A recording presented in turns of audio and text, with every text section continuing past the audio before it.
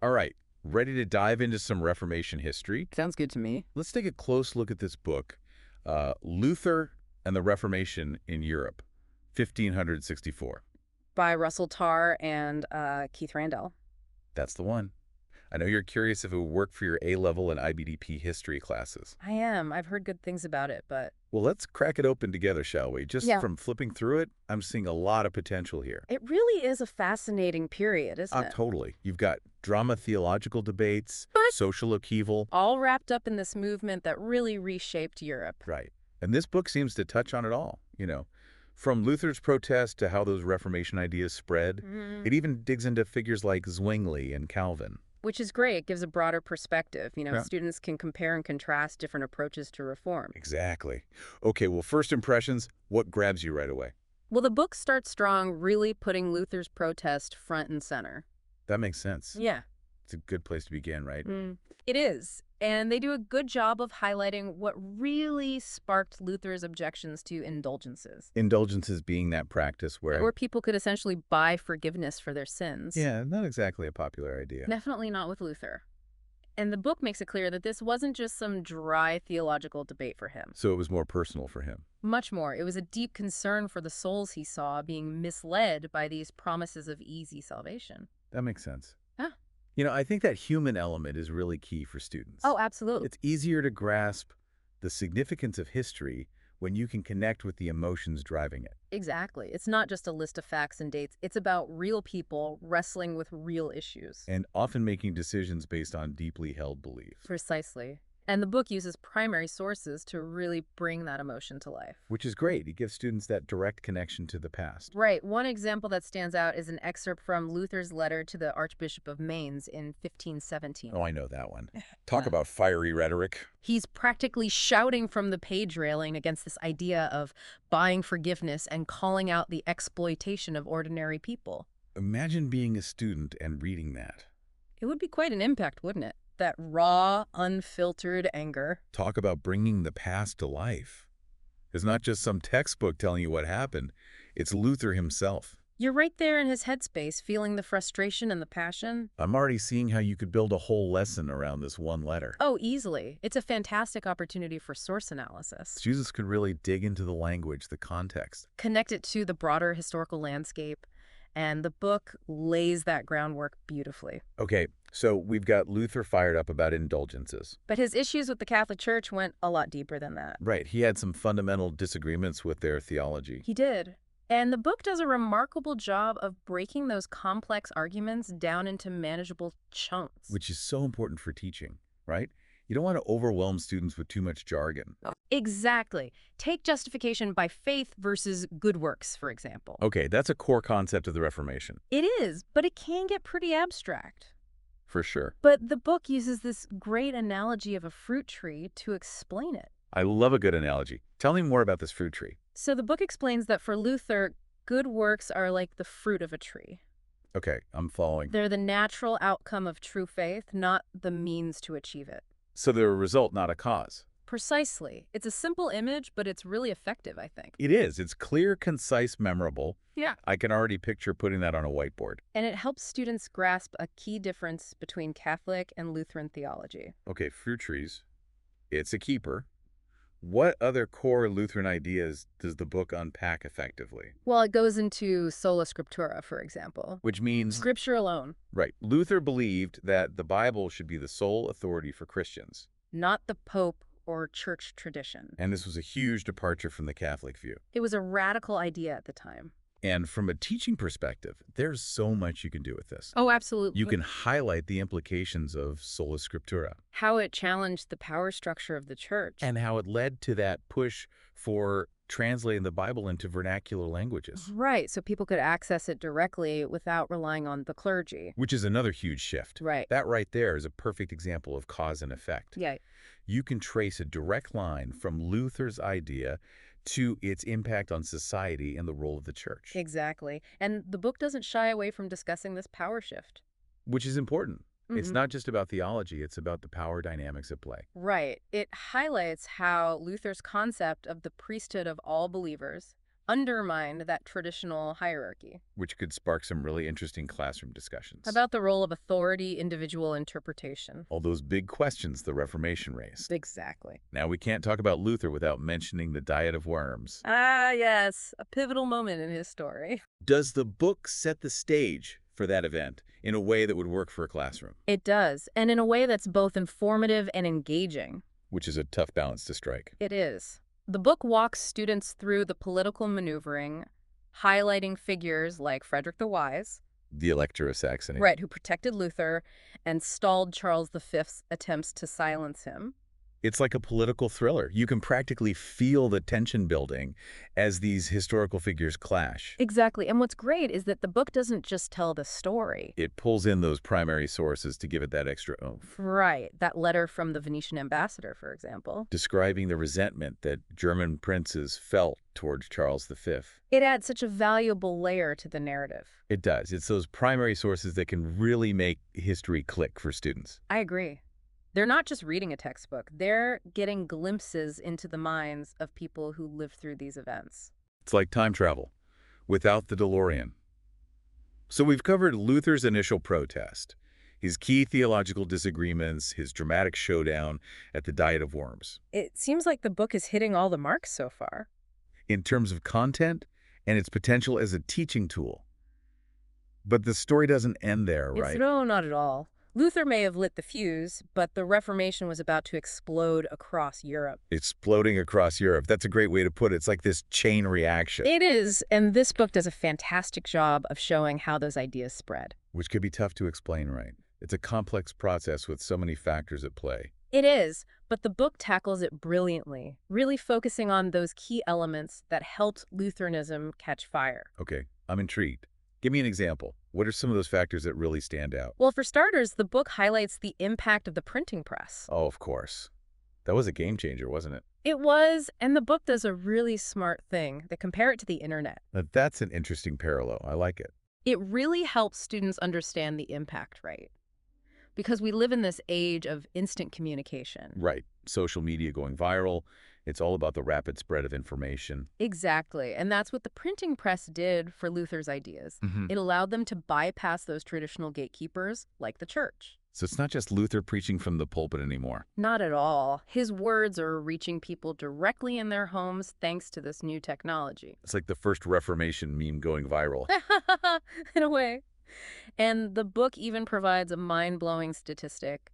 Over 300,000 copies of Luther's works were printed between 1517 and 1520. Wow. That's a lot of pamphlets. It is. It really drives home the point that these ideas were spreading like wildfire. Okay, so we've got the printing press churning out Luther's ideas. Yeah. But what exactly was he printing? Well, the book dives into that, too. It talks about the different types of publications he used. Because he wasn't just writing for theologians, right? No, he was trying to reach a much wider audience. So he had to tailor his message accordingly. Precisely. He published pamphlets aimed at specific audiences, for example. Oh, right, like those famous 1520 pamphlets. Exactly. The Babylonian captivity of the church, addressed to the Christian nobility, and concerning Christian liberty. Those are the big ones. Thinking from a teaching perspective, those pamphlets would be fantastic primary sources for students to analyze. They would. You could have them compare and contrast them. Looking at the language, the arguments used. Even the intended outcomes. It's a great way to teach rhetorical analysis and historical context. Plus, they're a lot shorter than his big theological treatises. Which, let's be honest, is a win for students. The book also mentions Luther's German translation of the Bible, of course. Making the scriptures accessible to ordinary people. Huge development. It was. And then you've got his catechisms as well. Those simplified guides to Lutheran beliefs and practices. Right. Kind of like Reformation FAQs. I love that. So all of these publications contributed to the spread of his ideas. They did, but we can't forget about the visual. Oh, the woodcuts. Right. The book describes how these images were used to convey simple and often emotionally charged messages. They were like the visual aids of their day. Exactly. Reaching those who couldn't read or who preferred a more direct form of communication. Now, you have to admit, some of those woodcuts were pretty dramatic. Oh, they definitely weren't subtle. But that's what made them so effective. Kind of like propaganda posters. You could say that. They tapped into existing anxieties and used powerful imagery to stir up emotions. Which is a great topic to discuss with students. how images can be used to shape opinions and beliefs. Absolutely. It's all about visual literacy. Okay, so we've got the printing press, the pamphlets, the Bible translation, the catechisms, Yeah. the woodcuts. All playing a role in spreading Luther's ideas. But this wasn't just a theological revolution, right? It was also a social and political one. Right. It's all connected. So how does the book handle that aspect of the Reformation? Well, it does a fantastic job of connecting Luther's ideas to the social and political unrest that was brewing in Europe at the time. Because his critiques of authority, his defiance of the Pope, it resonated with people who were already feeling oppressed. It did. And the book explains how some people interpreted his message as a justification for rebellion. Like the peasants during the Peasants' War. Exactly. They saw Luther as a champion for their cause. But it's not that simple, is it? Because Luther's own views on these uprisings were complex. Very complex. The book does a good job of highlighting that nuance. So it wasn't a straightforward endorsement of violence and rebellion, Not at all. He was initially sympathetic to the peasants. but then completely condemned them. He even urged the princes to stab, smite, slay the rebels. Now that's a pretty drastic shift. How do you think a teacher could approach that in a classroom? Carefully. But it's a great opportunity to dive into those complexities of history. To show that even great reformers like Luther were products of their time. They were wrestling with difficult choices, grappling with unintended consequences. And it opens up all sorts of discussions about the ethics of violence and revolution, Exactly. It gets students thinking critically about the past. which is what it's all about. History isn't about memorizing dates and names. It's about understanding the messy human realities. I couldn't agree more. And this book, by highlighting those complexities, equips students with the tools to do just that. It helps them see that the Reformation wasn't a simple linear event. It was a dynamic process with multiple actors, motivations, interpretations. Okay, so far so good. It seems like this book is checking all the boxes for a great teaching resource. It really does. It's clear, engaging, and doesn't shy away from the complexities of the period. But we've been focusing a lot on Luther.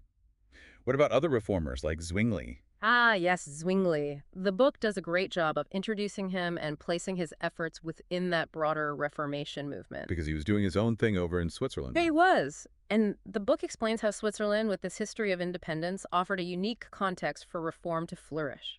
So while Luther was battling it out in Germany. Zwingli was forging his own path in Zurich. Now that's a great opportunity to compare and contrast their approaches. It is, showing students that the Reformation wasn't a monolithic movement. Right. There are different personalities, different interpretations, different contexts. Exactly. And the book does a fantastic job of highlighting both their similarities and their differences. Like how they disagreed on the Eucharist, for example. That's a big one. Luther believed in consubstantiation. While Zwingli had a more symbolic interpretation. And the book breaks those concepts down really clearly. Which is important, Mm-hmm. because those are some dense theological terms. They are. But the book uses language that's accessible without dumbing things down. Finding that balance is key. It is.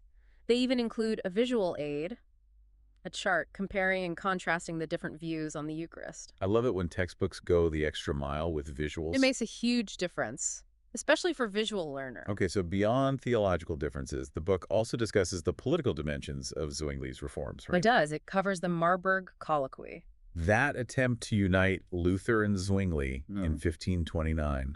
which ultimately failed. But it's still a significant event for students to understand. It is. It shows how personal and theological conflicts within the Reformation movement impacted its overall trajectory, And it foreshadows that fragmentation that was to come. leading to the emergence of different Protestant denominations. So even though the attempt at unity failed, it's still a crucial part of the story. Exactly. And the book doesn't shy away from the less triumphant aspects of Zwingli's story either. Like his death in battle. Right.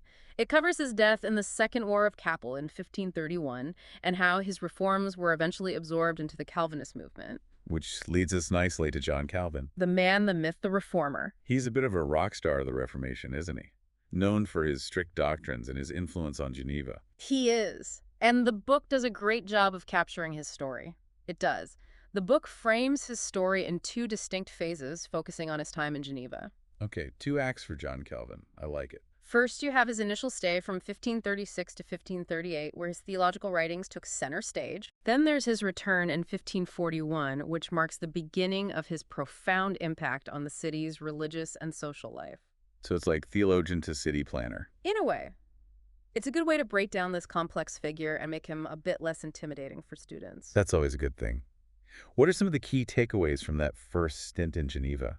The book highlights his famous work, Institutes of the Christian Religion. Oh, that's a big one. I remember struggling with that one in college. It's dense, but the authors do a great job of extracting those key ideas for students, without sacrificing depth. So they don't shy away from the complex stuff, because Calvinism can be a bit heady, Mm-hmm. especially for students who are new to this period. No, they don't. They tackle things like double predestination head on. Okay, so they're not pulling any punches. No, but they explain it in a way that's clear and understandable. You know how this idea that God has predetermined who will be saved and who will be damned impacted Calvin's approach to church and society? Now that's a concept that always gets students talking. Free will, God's justice, the nature of salvation. It's like a theological Pandora's box. It is, and it's perfect for sparking debate in the classroom. For sure, it's a great way to get them thinking critically about these big questions. Exactly. And it ties into that whole fascinating discussion about Calvinism and capitalism. Oh yeah, that's a juicy one. It is. Some historians argue that this whole Protestant work ethic, with its emphasis on hard work, discipline, frugality, laid the groundwork for modern capitalism. It's a controversial theory for sure. It is, but it's a good example of how religious ideas can have these far-reaching consequences. Right, it's not just about what happens inside the church. Yeah. Those ideas spill out into the world and shape societies in profound ways. Exactly. And the book does a great job of making those connections for students. It's mind-blowing when you think about it. Calvin's grappling with these theological questions in 16th century Geneva. And centuries later, We're still debating the potential impact of his ideas on our world today. it's a testament to the enduring power of ideas, isn't it? It is. That's what makes history so relevant. It's not just a bunch of dusty old stories. It's this living conversation. That continues to shape our understanding of ourselves and the world around us. I love that. Okay, back to Calvin. His second stay in Geneva, starting in 1541, that seems to be where he really left his mark. It does. What does the book highlight from this period? It focuses on Calvin's efforts to establish a structured church in Geneva, one with significant influence over daily life. Okay, so he's not just writing books anymore. He's putting his ideas into practice, shaping the city in his image. Interesting.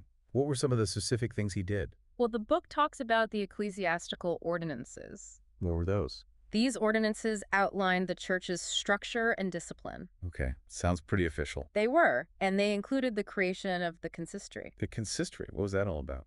Think of it as a morality police force. Whoa. Okay, tell me more about this morality police. They were tasked with enforcing church rules and disciplining those who stepped out of line. Like what kind of things? Adultery, dancing, playing cards, you name it. Wow. So Calvin's vision extended beyond the walls of the church and into the everyday lives of people in Geneva. It did. He wanted to create a truly godly society. I can already see this sparking some lively debates in the classroom. Oh, absolutely. The limits of authority, personal liberty versus social order, it's all there. Because it's such a contrast to our modern ideas about individual freedom. Right, it Yeah. is. And the book doesn't shy away from some of Calvin's more controversial actions. Like the execution of Michael Servetus. That's the one. That's a pretty dark chapter, even for the Reformation. It is. Servetus was burned at the stake for denying the Trinity. It's a reminder that tolerance wasn't exactly a hallmark of this period. Unfortunately not. The book presents this event as a stark reminder that the Reformation, despite its emphasis on individual conscience, could also be intolerant. Even brutal. Yes, and it's crucial for students to grapple with that. To understand that history is full of these contradictions. And even those who fought for greater freedoms. Could sometimes be guilty of hypocrisy. Exactly. And this is where good teaching comes in. The book provides the information. But it's up to the teachers to guide students through these difficult conversations. To help them develop those critical thinking skills. And wrestle with the complexities of the past. Exactly. Okay, so we've covered Luther, Zwingli, and Calvin. What else does the book cover that you think would be valuable for A-level and IBDP students? Well, it dedicates a substantial portion to the Catholic response to the Reformation. Which is fantastic. Because it's easy to get caught up in the Protestant side of things. It is. But the book reminds us that the Catholic Church wasn't just sitting back passively. They had their own responses, their own reforms. Exactly. And the book starts by acknowledging that reform movements were already brewing within the Catholic Church before Luther came along. So it's not a simple Protestant, good Catholic, bad narrative. Not at all. It's much more nuanced than that. I like it. Nuance is good. So what were some of those pre-Lutheran Catholic reform efforts? Well, the book mentions figures like Cardinal Ximenes de Cisneros in Spain. Okay. He was pushing for change. Groups like the Oratory of Divine Love in Italy were emphasizing personal piety and spiritual renewal. So there was this sense that things needed to change, even within the Catholic Church. There was. And then, of course, you have the Council of Trent. Ah, yes. The big one It was a major turning point. met in 3 sessions between 1545 and 1563. Right. That's right. This council was a concerted effort to clarify Catholic doctrine, address corruption, revitalize the church in the face of the Protestant challenge. So like a Catholic counter-reformation. You could say that. What were some of the key outcomes that students should know about? Well, the book does a great job of summarizing those. It mentions how the council reaffirmed traditional Catholic doctrines like transubstantiation and the authority of the Pope. Doctrines that Protestants had challenged. Exactly. They were drawing a line in the sand. And they also took steps to address corruption within the church. Right. Condemning things like a simony, the selling of church offices. So it was a mix of solidifying doctrine and cleaning house. You got it. What about the Inquisition? Ah, yes, the book covers that too. Because that's a topic that can be hard to teach sensitively. It can be, but the book presents it in a balanced way. So it acknowledges the historical debates surrounding the Inquisition. It does, particularly its use of torture. But it also encourages students to think critically about different interpretations. And to consider the historical context. Not just judge the past by today's standards. Which is so important for students to learn to do. It is. And then the book wraps up this discussion of the Catholic response with the emergence of new religious orders, like the Jesuits. The Jesuits. They were quite a force, weren't they? They were. The book emphasizes their discipline, their focus on education, their missionary zeal. They really went all over the world spreading Catholicism. They did, engaging in intellectual debates, establishing schools. Talk about a global impact. Right. And the book even throws in some captivating anecdotes about their encounters with samurai in Japan, their execution by Protestants in England, their demise as dinner for Huron Indians in North America. Okay, that last one took a dark turn. But it's those kinds of details that make history stick with you. Make it feel real and relatable. They do. And the book uses them effectively to paint this vivid picture of the Reformation and its global reach. Okay, so we've covered a lot of ground. Luther's protest, the spread of Reformation ideas, Zwingli Calvin, the Catholic Church's response. It's been quite a journey. What's your final verdict on this book? I'd say it's a must-have for any teacher covering the Reformation. Really? That good? It is. It's well-written, comprehensive, engaging, does a fantastic job of bringing the Reformation to life. I have to agree. It seems like it hits all the right notes. Content clarity and that special something that makes history come alive. It does. Any final thoughts for our listeners who might be considering using this book in their classrooms? Just one encouragement. Embrace the complexity. The Reformation wasn't a black and white event. It was messy, dynamic, with lasting consequences. Use this book as a starting point, a springboard for exploration and discussion. Exactly. Challenge your students to think critically, to question assumptions, to engage in this ongoing conversation about the Reformation and its legacy. Couldn't have said it better myself. Well, thanks for joining me on this deep dive. It's been enlightening. My pleasure. It's always a joy to talk history. And to our listeners, thanks for tuning in. We hope this deep dive has given you some valuable insights into the Reformation and inspired you to keep exploring the past. Until next time, keep those history books open and those minds engaged.